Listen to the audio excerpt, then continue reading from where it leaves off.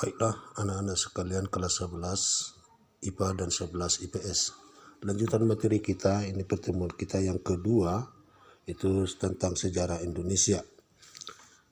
Dalam sejarah Indonesia kemarin itu kita sudah membahas seputar daripada antara kolonialisme dan imperialisme.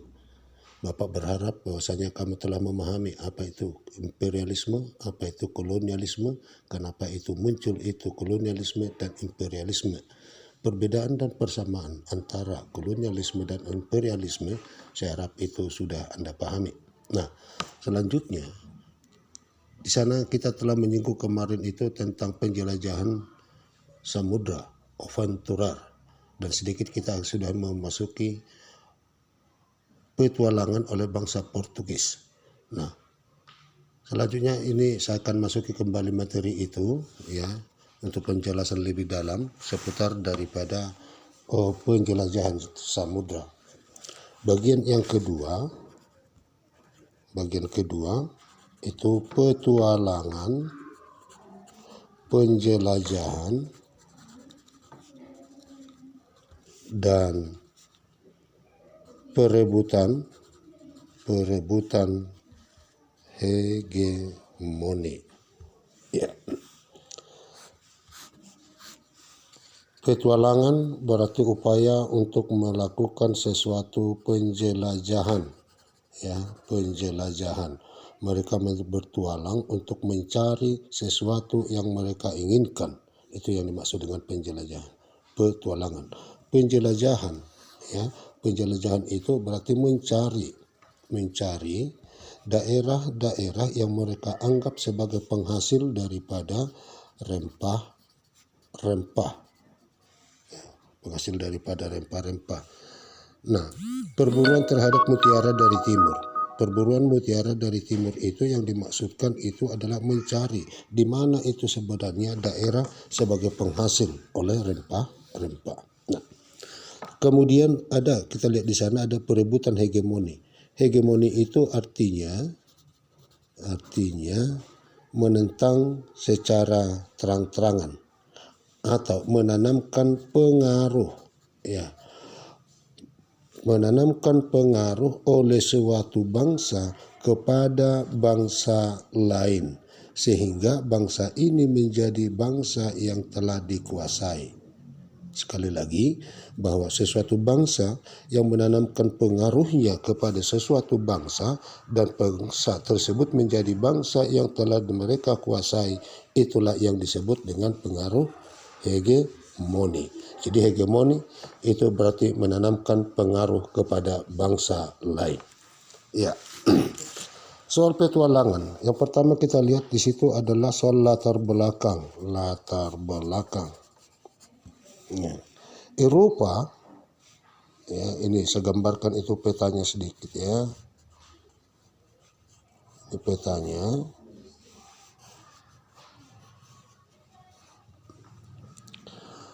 Daerah perdagangan yang umumnya ditempuh oleh masyarakat Eropa kepada timur, ya, kepada timur itu berpusat di Konstantinopel. Kota Konstantinopel ini yang sekarang itu disebut dengan Istanbul atau Turki sekarang, ya, Turki. Istanbul atau Turki. Nah, lama ini pusat ini sebagai daerah perdagangan oleh kota Konstantinopel. Hubungan dagang antara Eropa dengan dunia timur itu, ya, dilakukan sementara Eropa memasuki kawasan Laut Tengah hingga sampai ke kota Konstantinopel. Di kota Konstantinopel inilah mereka mendapatkan itu rempah yang boleh dikatakan dengan harga yang begitu terjangkau, murah. Nah, pada tahun 1453 kota Konstantinopel ini jatuh ke tangan daripada penguasaan Turki Usmani. Ketika Konstantinopel telah jatuh ke tangan daripada penguasa Turki, maka kota dagang ini ditutup untuk kepentingan akan dagang antara Eropa. Terputusnya hubungan dagang antara Eropa dengan Konstantinopel mendorong orang-orang Eropa itu melakukan penjelajahan samudra. Nah, itulah latar belakang sehingga orang-orang Eropa itu datang ke Asia untuk mencari daripada rempah-rempah. Itu ditandai dengan terputusnya hubungan dagang antara Eropa dengan Konstantinopel. Ketika Konstantinopel ini telah ditutup hubungan dagang oleh bangsa Turki tahun 1453. Iya. Pertama kita lihat petualangan oleh bangsa Spanyol. Ya, Spanyol. Ekspedisi pertama. Ya. Ekspedisi pertama yang dilakukan oleh Bartholomeus Dias.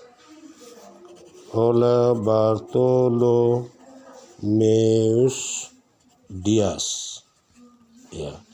Bartholomeus Dias seorang pelaut daripada bangsa Spanyol. Dia melakukan penjelajahan ya atas perintah daripada Raja Spanyol. Ya, itu Manuel pertama, untuk mencari di mana itu sebenarnya itu daerah penghasil daripada rempah-rempah, karena rempah-rempah itu adalah merupakan satu standar ya ukuran daripada emas atau gold yang mereka cari oleh bangsa-bangsa Eropa. Nah, perjalanan ini dia tempuh, kemudian dia kembali lagi ke Spanyol ya dengan harapan bahwa Bartholomeus Dias kembali ke Eropa. Ya. Nah, ekspedisi yang kedua di bawah pimpinan daripada Vasco da Gama.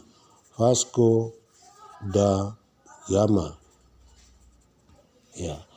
Oleh Vasco da Gama melakukan penjelajahan itu lewat ekspansi penjelajahan samudra. Ya, dia mengitari daripada lautan Pasifik, laut Pasifik yang begitu ganas, ya, itu laut Pasifik. Dengan secara sengaja dia terdampar, ya, dan singgah di sebuah daratan itulah di daerah Afrika, di penghujung daripada benua Afrika itu, ini tepatnya dia di dalam peta ini dia. Ya, dia mengitari daripada perairan ini dan dia terdampar di sana dan masuk ke Tanjung Pengharapan. Dan dia sebut ini sebagai Tanjung Pengharapan, ya, sebagai Tanjung Pengharapan. Tanjung Pengharapan dia sebut sebagai Tanjung Pengharapan karena sudah ada harapan, ya, tiba di daerah sebagai penghasil rempah-rempah. Itulah oleh bangsa Spanyol. Nah, selanjutnya di tahun 1497 ya, Vasco da Gama berangkat dari Lisabon, ya, mengitari itu pantai barat Afrika. Ini dia. Lihat dari pantai barat Afrika. Kemudian tiba di lautan Hindia, ya, di lautan Hindia, dan sampailah dia di Calicut atau India. Ya, di sini dia seputar ya India atau Calicut. Lama dia tinggal di sana dan kembali lagi ke Eropa. Nah, uniknya daripada bangsa Portugis antara dengan Spanyol, ya, oleh bangsa Portugis, ya, biasanya kalau orang-orang Portugis itu melakukan perjalanan samudra, mereka telah mempersiapkan itu sesuatu yang disebut dengan padrau. Padrau itu adalah patok batu. Artinya di sana di dalam patok batu ini, ya, patok batu itu bahwa di setiap daerah yang mereka temukan menancapkan sebuah padrau, ya, padrau atau patok batu itu di daerah yang mereka temukan, ya, oleh padrau ini, itu pertanda bahwa daerah tersebut adalah telah dikuasai oleh Portugis. Telah mereka kuasai di sana. Itu keunikan daripada oleh bangsa Portugis yang berbeda juga dengan halnya dengan Spanyol. Nah, selanjutnya penjelajahan yang dilakukan oleh bangsa Portugis, ya, setelah mereka tadinya tinggal di Calicut, kemudian ternyata bahwa daerah India itu adalah bukan merupakan suatu daerah yang penghasil daripada rempah-rempah. Mereka menemukan suatu informasi bahwa Selat Malaka ya, adalah sebagai daerah perdagangan yang begitu besar yang untuk mendapatkan rempah-rempah. Maka oleh bangsa Portugis memerintahkan Alfonso de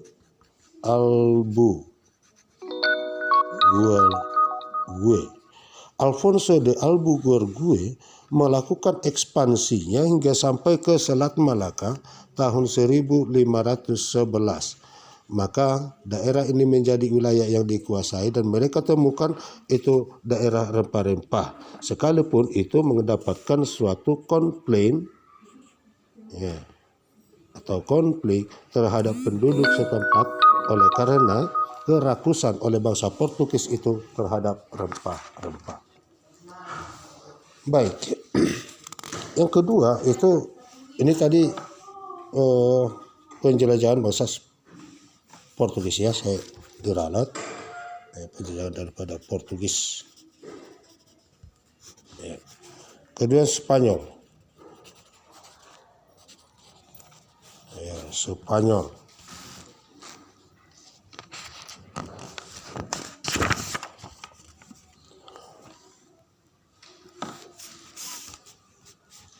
Bagian berikut itu bangsa Spanyol. Antara bangsa Spanyol dengan bangsa Portugis itu dijuluki sebagai bangsa petualang atau sebagai pelopor dalam melakukan aventurar atau penjelajahan samudra. Jadi kalau yang disebut dengan aventurar itu berarti penjelajahan samudra. Ekspedisi pertama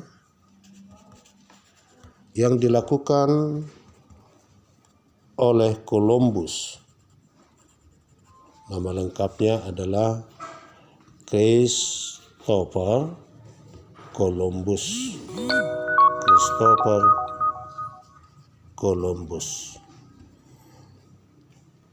Dia menempuh rute perjalanan seperti ini, ya. Pada tanggal 3 Agustus 1492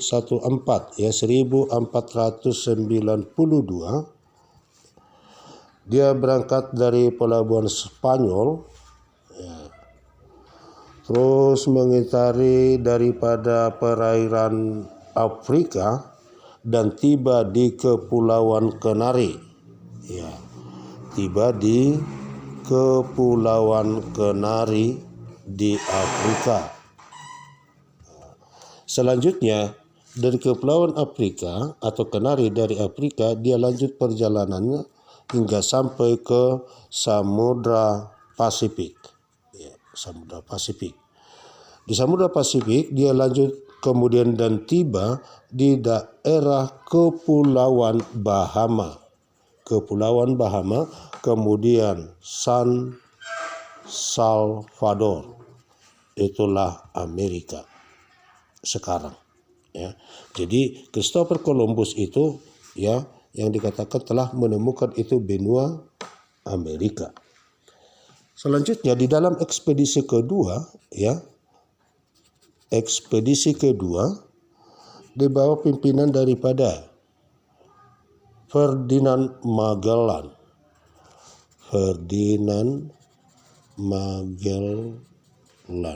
Nanti kamu lihat itu di dalam bukumu kalau ada namanya yang Magellan itu maksudnya di sana adalah Ferdinand Magellan atau Magelhaens, ya.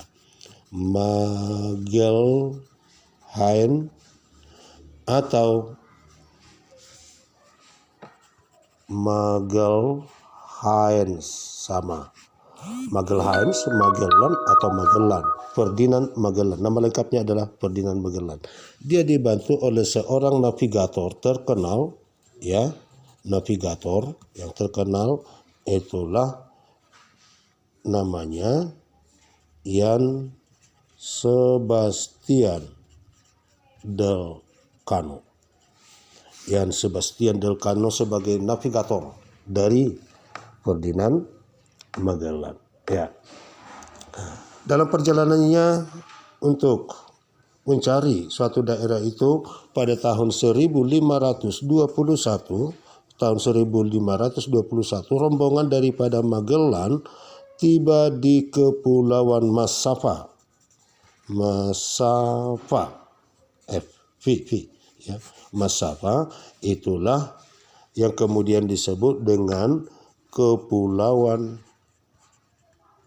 Filipina. Kepulauan Filipina. Nah, pada tanggal 27 April 1521 oleh karena ambisi penguasaan daripada rempah-rempah dan monopoli akan rempah-rempah yang ada di Kepulauan Filipina atau Kepulauan Massafa, terjadilah konflik antara masyarakat Massafa ini, ya, Massafa versus Magellan, ya, Magellan. Dia terbunuh di sana, ya, terbunuh dan meninggal, ya, di Kepulauan Filipina. Selanjutnya perjalanan itu, ekspedisi itu dilanjutkan kemudian oleh Jan Sebastian Elcano, ya, Elcano, dan oleh Jan Sebastian Elcano telah menemukan itu daerah Kepulauan Maluku, ya, daerah Kepulauan Maluku yang dianggap sebagai penghasil, ya, penghasil rempah-rempah terbesar, ya, terbesar di Nusantara. Ya. Itulah satu instruksi daripada sistem pembelajaran kita dari petualangan oleh bangsa Portugis dengan Spanyol. Ya, dalam pertemuan ketiga nanti kita akan bahas itu kedatangan daripada Belanda hingga sampai kepada berdirinya VOC. Nah, untuk tugas kamu atau deskripsi yang bisa kita sebagai lakukan dalam upaya pendalaman materi, ya, pendalaman materi atau sebuah deskripsi. Pertama, lengkapi catatanmu, catat dalam buku catatan, kemudian laporkan. Kedua, kerjakan soal berikut. Pertama, apakah latar belakang kedatangan oleh bangsa Eropa ke Asia? Latar belakang kedatangan bangsa Eropa ke Asia. Kedua, setelah kamu mendengarkan dari petualangan oleh orang-orang aventurer, manusia-manusia aventurer dari Spanyol dan dari Portugis, siapa saja, ya, siapa saja para aventurer dari Spanyol dan juga orang Portugis, ya. Dan sebutkan juga daerah-daerah temuannya. Yang ketiga, buktikan, ya. Yang ketiga itu buktikan bahwa Magellan atau Ferdinand Magalhaens ya, yang telah menemukan rempah-rempah atau mutiara dari timur. Ya. Dengan demikian bahwa pertemuan kita untuk kali ini mengingat daripada waktu yang begitu terbatas, maka selanjutnya lihat di dalam grup kita, kamu kerjakan beberapa instruksi berikut. Selamat pagi dan selamat mengerjakan.